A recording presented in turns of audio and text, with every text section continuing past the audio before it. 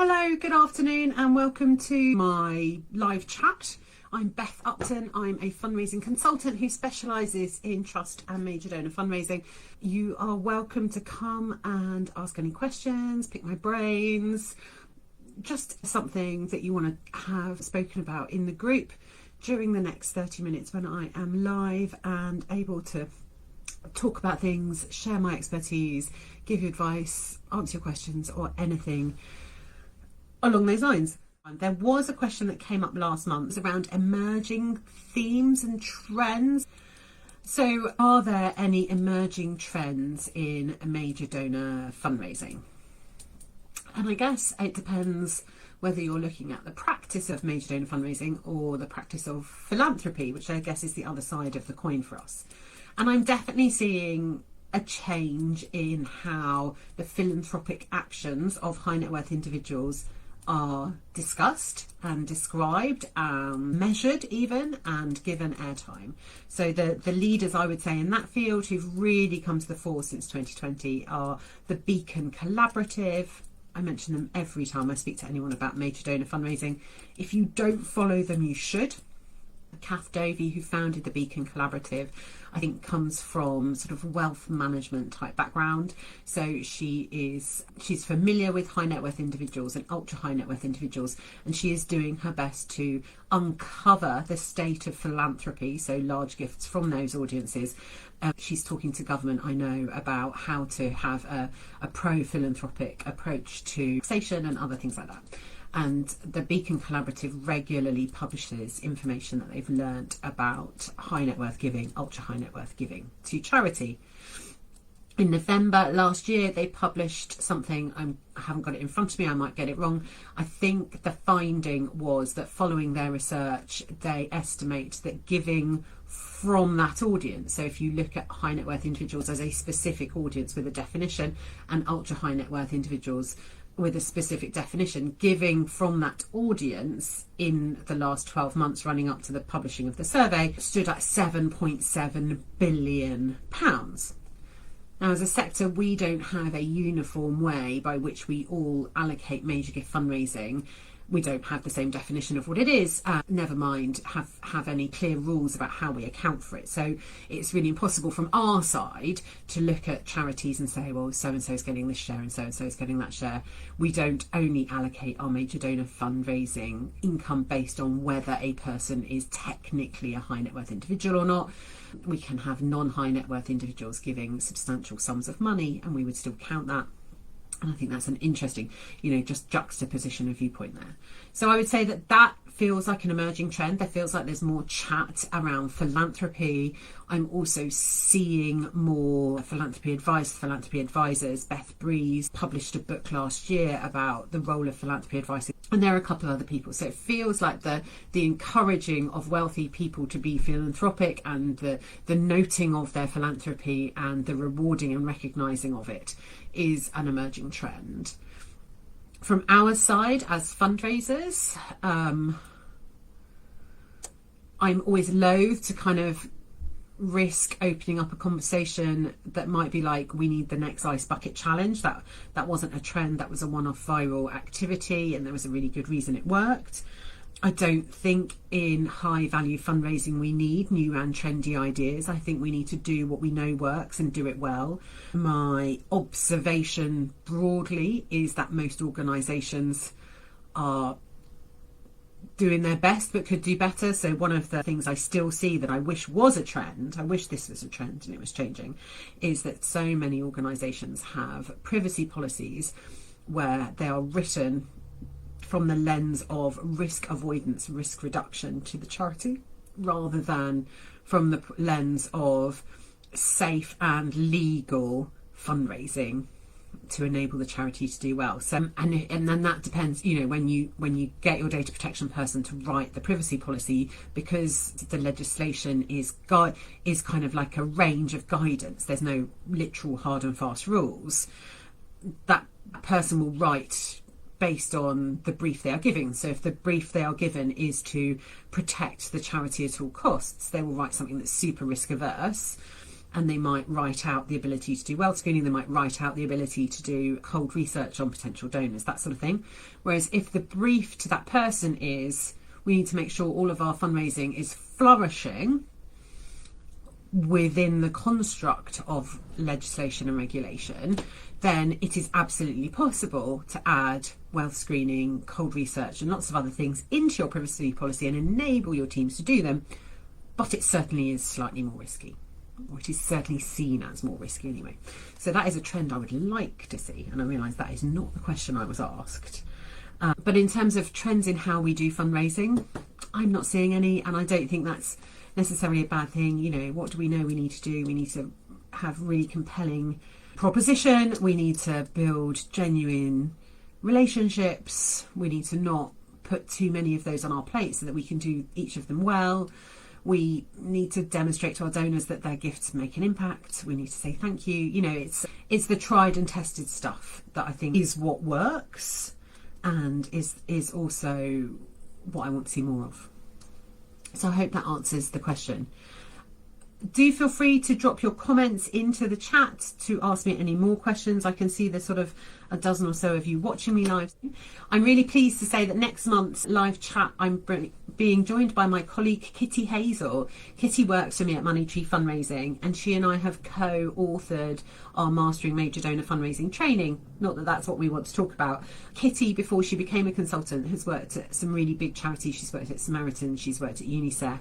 She's done quite a lot of really big, I think she worked at London Business School and as well before becoming a consultant, and she's got tons of knowledge of really well established major gift programs and how to really kind of move donors to those biggest possible gifts, and how she kind of worked out how to ask and what to ask for and all the rest of it. So next month it'll be Kitty and I in conversation, so look forward to that.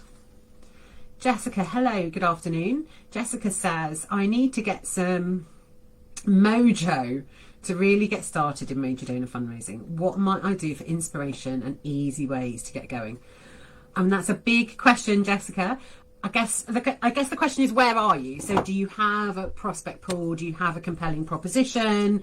Have you checked your privacy policy, which is not going to give you any mojo, but having it sorted then is like something you can park and you can do more fun and exciting things once you know you can sort it out. You need to make sure you've kind of got your basics in place. You can't just kind of launch into it. So, I mean, what you really need to do is you need to find a way to engage the first person in a conversation. That's what you need to do. So what is coming up for you organisationally that is interesting? Or has a person on your list recently given a gift and you can pick up the phone and go, hello, thank you so much for your gift. I'd really love to hear more about it. I'm really interested in hearing your motivations as to why you support our charity, and do something like that, and just kind of get into the groove of, I find this motivating anyway. I'm not sure if everyone will, Jessica. I love listening to why people support charities. I find it heart-swellingly gorgeous thing to spend my time doing. I think it's one of the best privileges of my life that I get to go to people, often in their homes or in their offices, and ask them, why do you support this charity? And then hear this really cool stuff that's around a person who inspired them, or a person that had a thing happen to them. You know, it might be a sad start, but it's always a lovely, heartwarming story, and I adore that, and that gives me my mojo for sure in terms of wanting to carry on and wanting to do the work. So that's kind of like, that's the seal you've got to break, is just cracking on and making those conversations happen. And not everyone is going to want to meet you, not everyone is going to want to share their story, so just kind of being brave and doing that.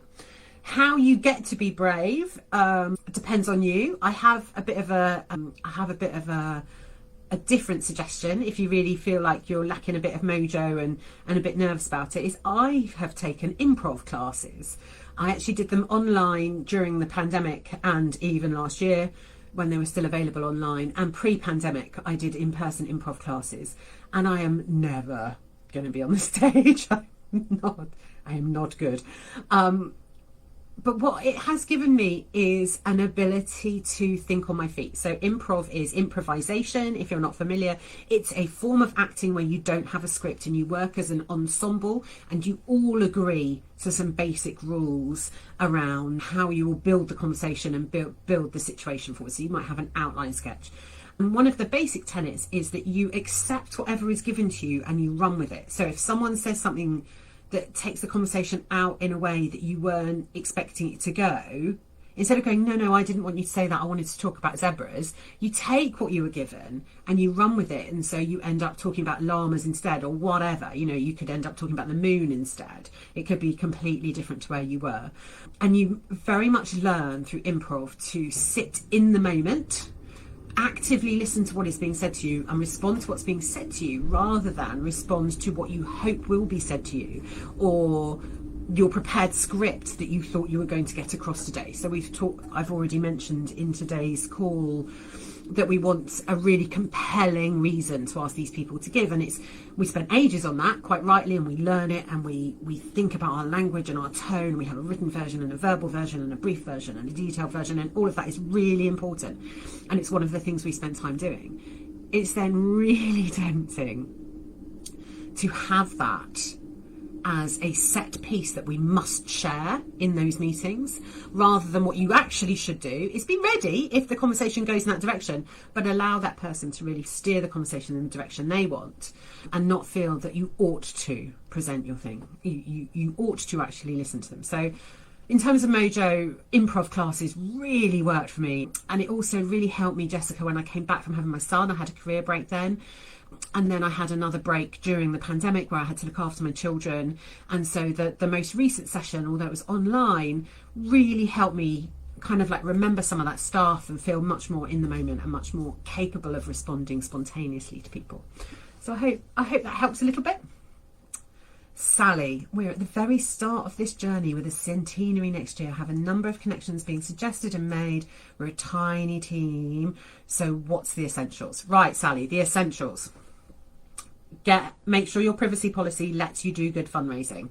I don't have time to go into that in detail today, but in brief, legitimate interest wherever possible, yes to research, yes to wealth screening, and yes to telephone calls, like if possible. So the electronic stuff has to be consent-based, but the rest of it does not have to be consent-based. The rest of it, the data processing can be based on legitimate interest. So legitimate interest wherever possible, and all the rest of it. So if you're starting, you want to start with that sorted from a start point. The second thing, Sally, which I've mentioned already, is a really compelling proposal.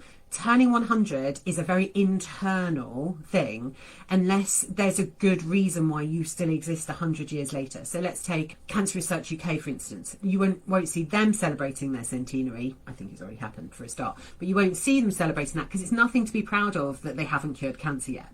They keep telling us that they're going to cure cancer. Together we're going to cure cancer.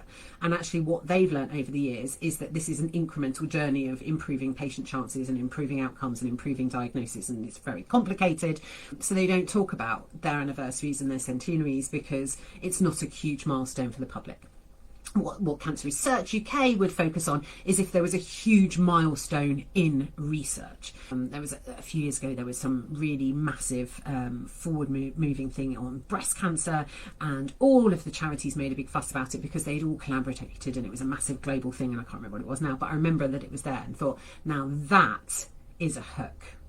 That is showing a donor that actually a bit of faith, a bit of hanging around for 20 years and keep plugging your money into this research piece that seems to cost a lot of money and not do anything, eventually comes up with this amazing breakthrough, and that it's worth it. So I would say, great that you've got a centenary next year. Do something internal to celebrate the milestones. Don't make it arbitrarily an external thing. Just remember that centenaries aren't necessarily external. So have a compelling case for support. The case for support can't be we're 100, therefore give us £100. What's the genuine cost of your program? How is a major donor going to move the needle? So think about that.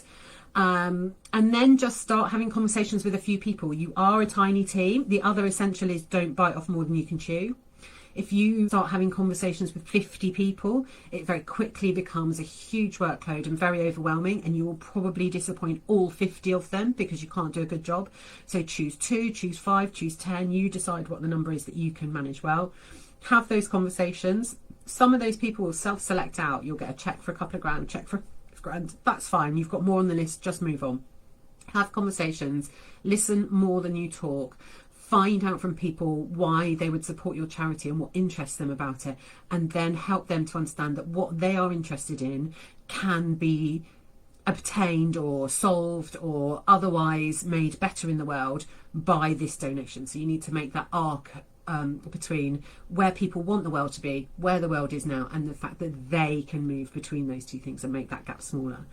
Have an excellent thanking process. That's the absolute essentials. Oh, sorry, my comments have just slipped. Thanks, Beth. Our charity is very new to fundraising. Hi, Jess. It started in 2022. We've been in existence for 30 years. We have a few IG and RG. How do I get started in major donor fundraising? So apart from the stuff I have just said to Sally in terms of getting started, if you have a database, brilliant. That is, it doesn't have to be many. A few is the place to start. Definitely invest in an IG database. This is like my big advice to all charities. And there were some exceptions where it isn't suitable, but the vast majority of our causes and our charities are suitable for a database of low-level regular giving.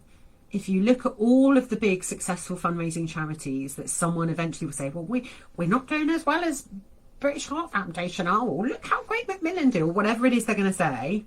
All of those charities have regular, dependable, individual giving programs that provide them with the majority of their unrestricted funding. And on top of that, those databases of people provide them with people to ask for legacies, people to ask to run marathons, people to do community events, and potential major donors. So there will be a percentage of people in your database who are potential major donors, Jess. I don't know how big your database is, and you might not have the volume yet to find more than one or two. At a certain point, and I can't tell you what the record number is, you can send your database off to be wealth screened by someone like Prospecting for Gold. It doesn't cost anything, and if they don't find anyone, they will say, haven't found anyone. If they do find someone, you then pay them on a per data basis to extract that data, and you start there. So in terms of major donors, you should always start with, so what you're looking for in a major donor is someone who has a capacity to give a large gift. They are wealthy. Someone who has an interest in your cause area generally, and someone who has a connection to your charity.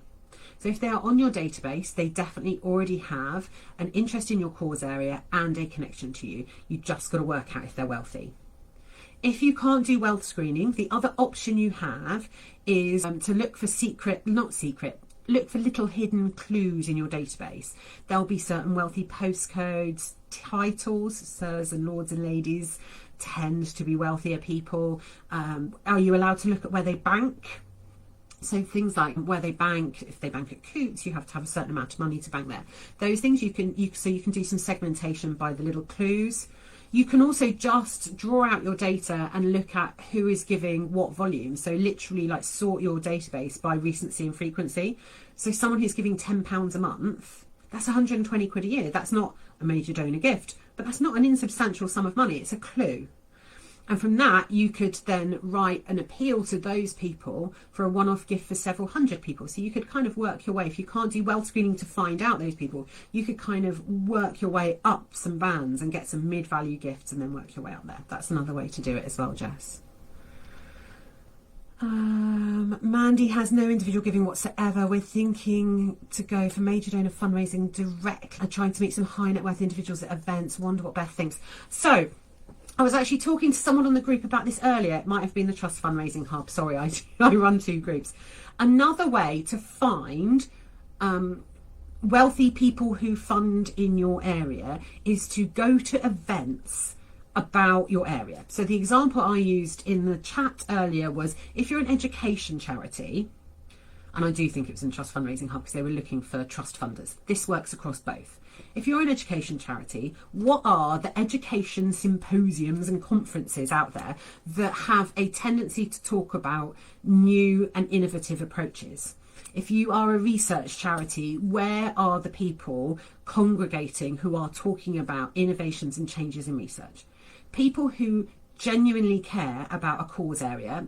Trust funders is a really good example, but also major donors who are really proper philanthropist major donors care will go to those events and those things because they want to know about that subject matter because they deeply care about that subject matter.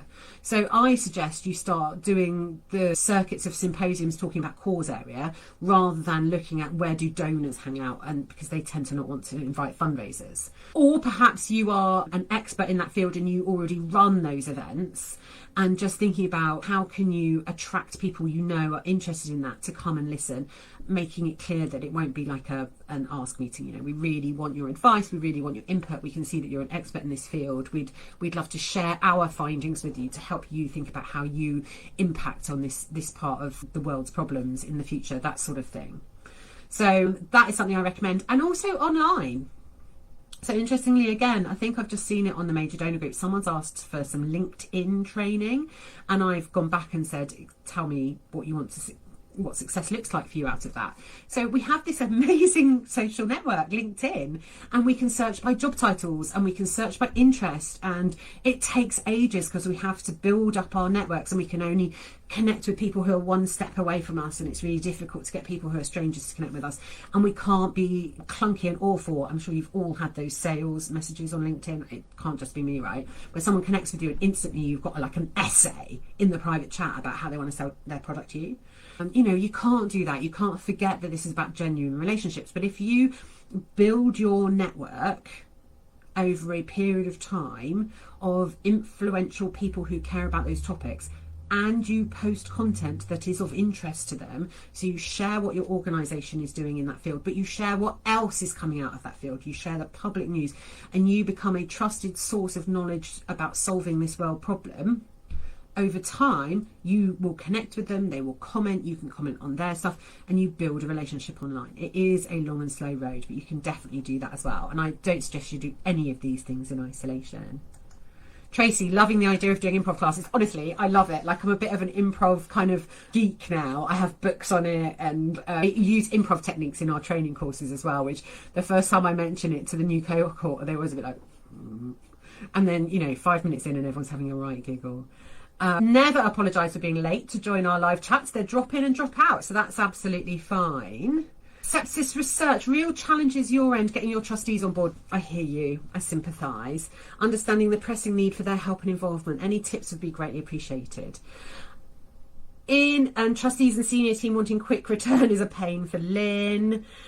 And it's Abby at Sepsis Research. Right, okay. Trustees and senior management team, quick returns and getting them on board. So the first thing I would say is you do not need all of them on board. The thought that you would, you know, if you think about it this way, that every time you have a relationship you have to do it really well, you don't want 6, 12, 18 members of your senior management team and trustees taking your bandwidth away from those 6, 12, 18 donors, because I can assure you they will take exactly the same amount of time, some more. What you need to do is you need to think through who on your trustee board is either going to be the easiest to win over or the most relevant to win over, or hopefully both. And pick one. That would be my recommendation. Pick one trustee, someone who's either done some fundraising before or is a professional fundraiser if you've got one on your board. You know, and they're not going to be a networker and a connector and a senior donor in that respect, but they are going to champion you. Find one person, brief them ahead of trustee meetings, explain to them how they can support you, how they can back you up, answer their objections, treat them like you do a major donor in terms of understanding where they're coming from, sharing your vision for the future, but this isn't a vision for the project, this is a vision for the fundraising team, getting them to agree to it, finding out their objections, answering all of their objections like whack-a-mole. Every time an objection comes up, deal with it, tackle it. Don't ever come across like, oh my God, why are you being so annoying? Do that at home and do that in our group. We all have those moments where we're a bit like, oh. And bring one on board. That's what I recommend in terms of trustees, is just bring one on board and get a champion, and then slowly do it over time.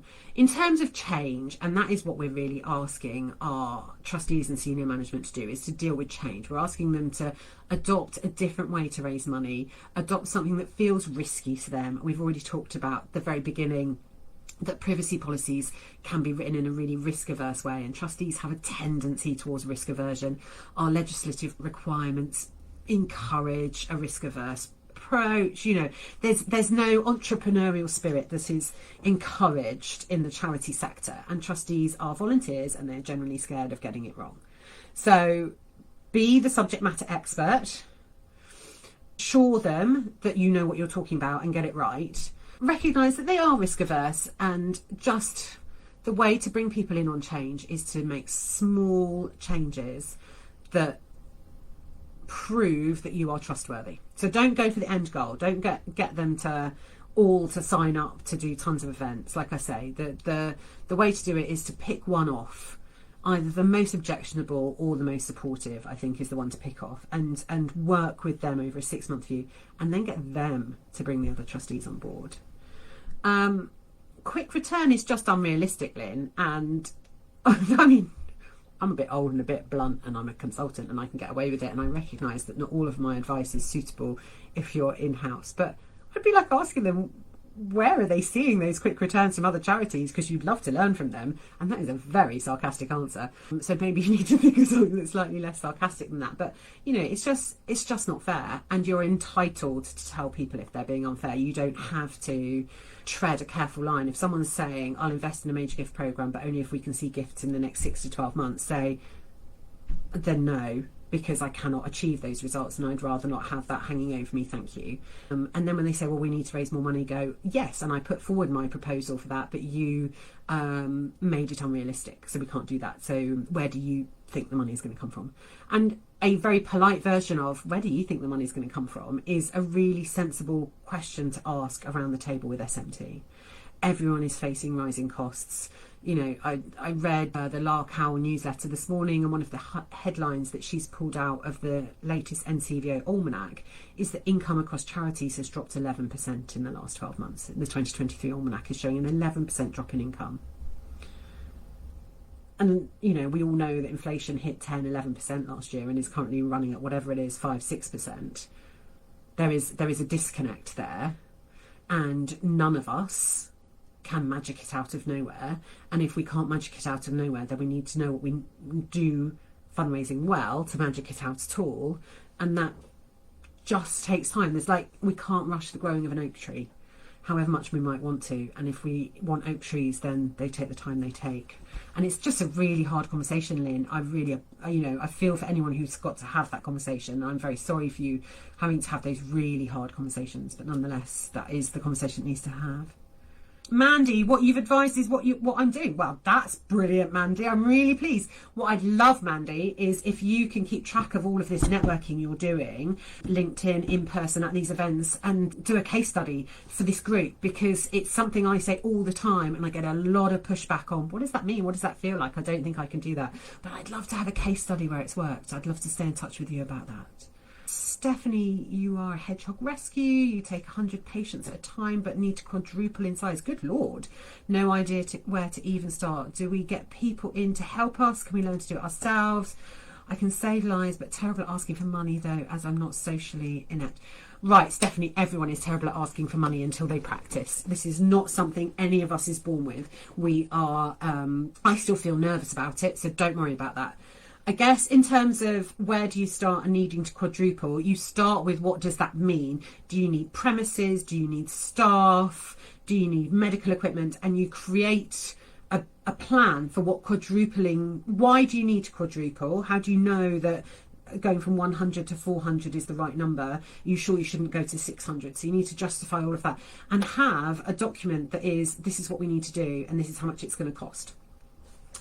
Then if you want to go down the formal fundraising appeal route, I definitely do recommend hiring a fundraiser who can do you a feasibility study. I guess it depends. Are we going to be talking about 5 million or 500,000 as to how in-depth you want that to be?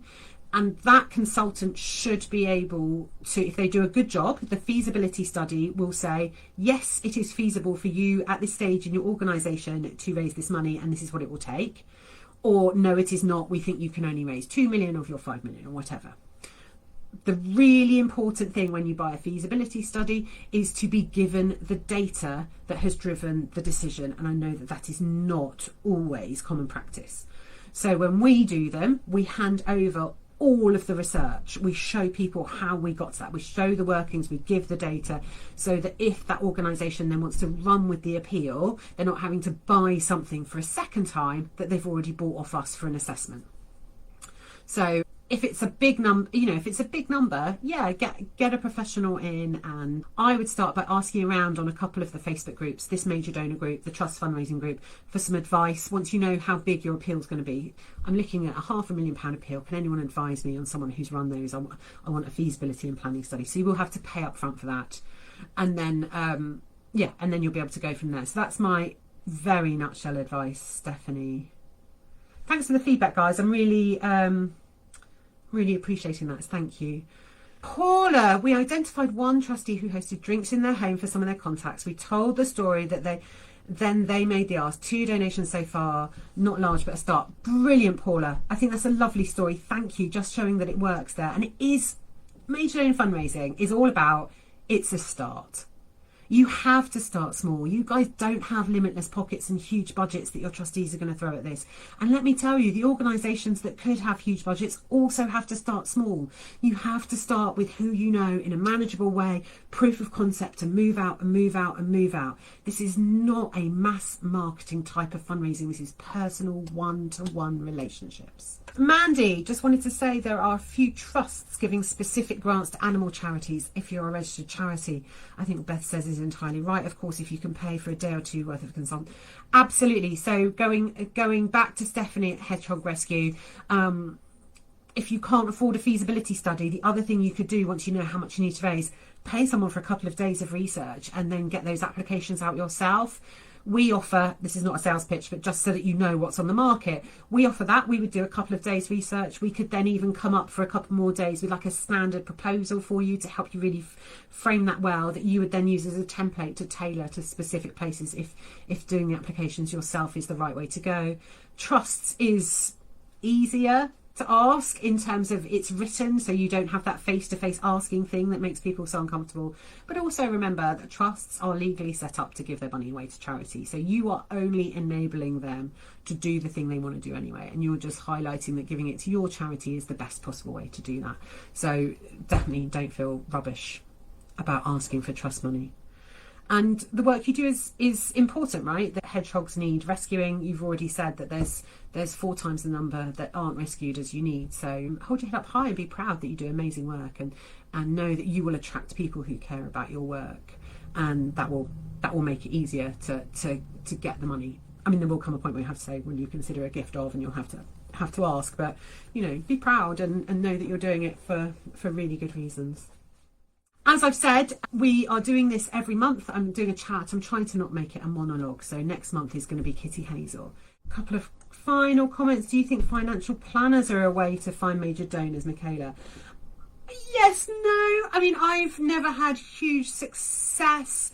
I spent ages writing proposals for the wealth management team at UBS years ago now, because that was how they wanted to support us as a charity, so they could keep them in the bank in case an organisation or a person ever came along who liked our work.